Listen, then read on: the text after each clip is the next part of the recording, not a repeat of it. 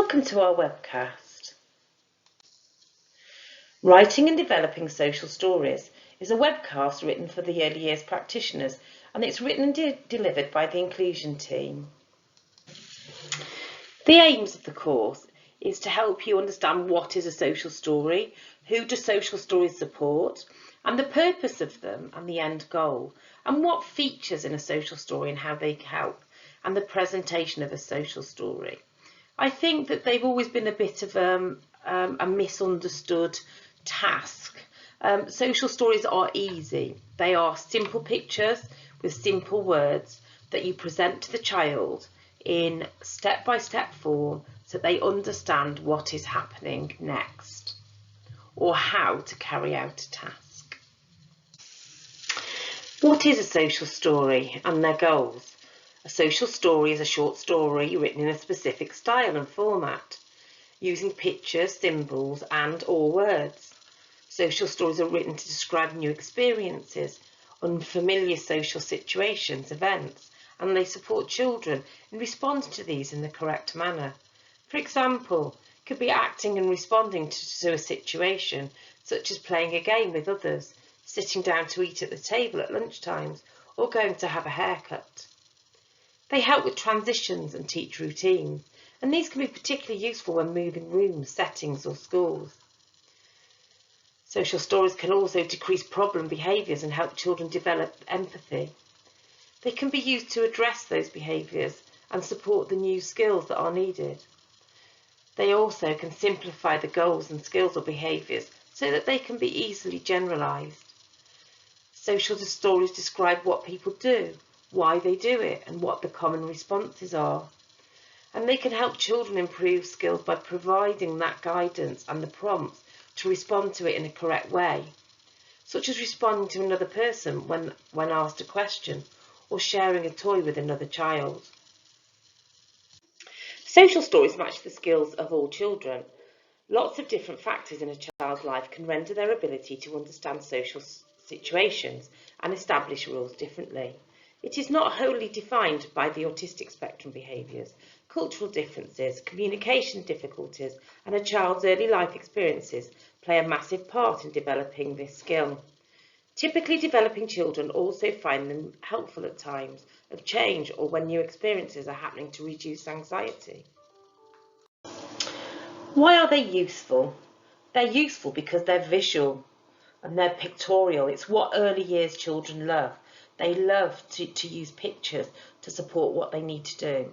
They're permanent, so after the spoken word has gone, they have a visual reminder of what they need to be doing or where they're going. They're adaptable for any child, anywhere. So, it could be that you're going on a trip so you can take them with you, you're using them outside, and they're appropriate language for the age and stage that they're at. The theory of mind is that they can interpret things differently from you, so it's really important that those visual pictures bring them right back to what they need to be doing.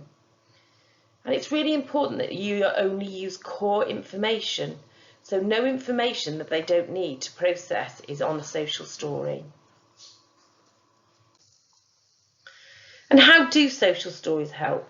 They provide accurate information about real and relevant situations, and they aid adults to keep things consistent for children. So going back to everybody using the pictures and the words that are attached to those pictures in a consistent manner.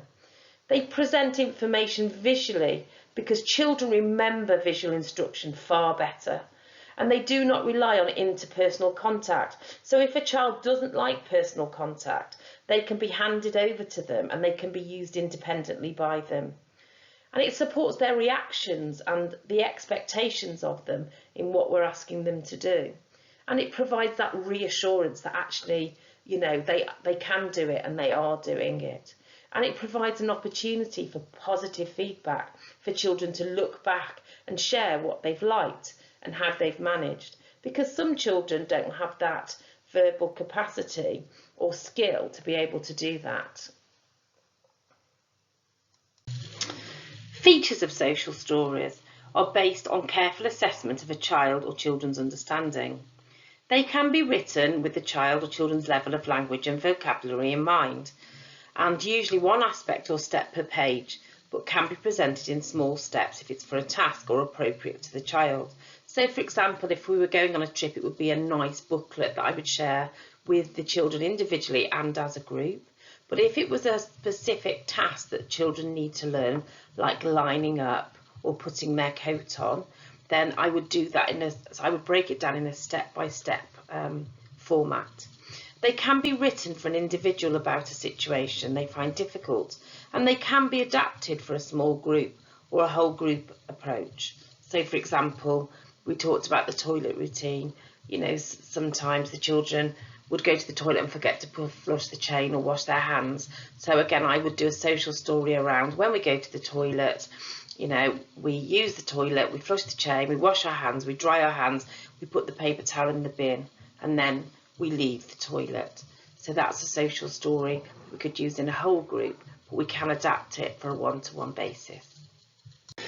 Here are some great examples of social stories, and you can adapt these to suit your own setting, your own situation, the child that you're supporting. On the left, there's going on a trip. So it could be that, you know, you do a pre-visit to where you're going on your trip. You take lots of photographs and then you put together a book in the order that you will be carrying out that trip. And it would be good to put just the words on there that you want all staff to share with the children. A lot of places you go to on trips now for nurseries or schools, very often, many of them already have social stories already done about the visit, so it's worth giving them a ring beforehand. The one above with the symbols is about carrying out a specific skill or task. So that's really good, you know, to support a child doing an individual thing, and they can follow it as a linear sort of transition. The bottom one, I've just pulled that one out because there are lots of websites available where you can go and get social stories for particular difficulties, like pushing or personal space or sharing or using the toilet. So it's really good. The middle picture is a transition book that a teacher put together for a child starting her class, but many reception teachers now put these transition books together for all children. It's all very much around, this is your teacher, this is your teaching assistant, this is where you hang your coat, this is where you put your lunch box, this is where you play outside, this is where you eat your lunch, this is where you sit on the carpet. So very simple, very easy to use pictures and words. And the one at the top is what I talked to earlier about the toilet routine for the whole group. First you use the toilet, then you flush the chain, then you wash your hands. It's just a reminder, a social story reminder for all children.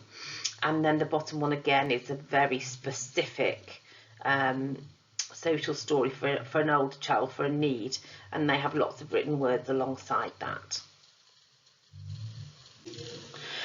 Presentation to the child.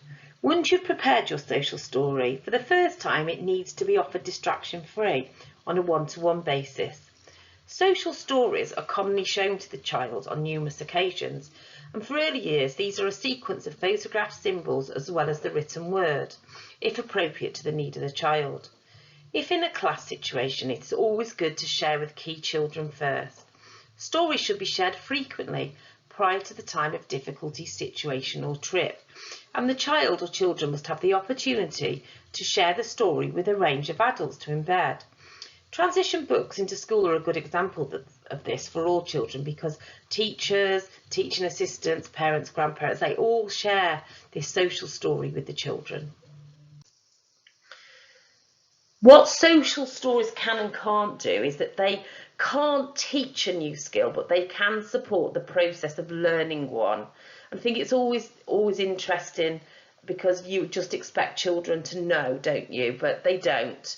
You know, it's there just to support the process of learning it. But what they can do is remind a child where to apply an existing skill, because sometimes children forget and they become anxious around whether they can do it or not. And it just gives them that visual support that they have done it before, they can do it, and actually with that visual support, you know, they can achieve it. There's some links here to support social stories. So the National Autistic Society have an absolutely fantastic website with lots of support around autism and social stories.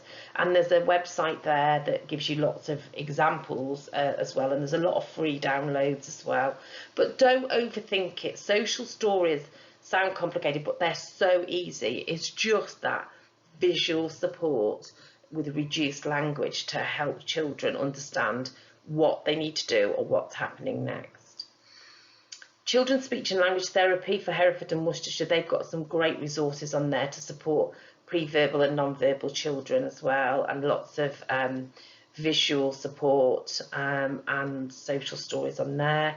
And I've also attached the link for the Inclusion IDP for autism in the early years. It has been archived because I think, it's not an up-to-date one, but what is in it is totally relevant to what we do now, and there is a lot of support around social stories in that as well. Thank you for listening to my webcast. I hope it's been useful to you. If you've got any questions or anything else we can support you with, please call us on our inclusion helpline, which is below, and our email address is there already. Don't forget our website or the A to Z of resources, because there's lots of support and help on visuals and different things on that. And we've also got lots of YouTube webinars similar to this one that can help you and support you in other areas of need. Thank you.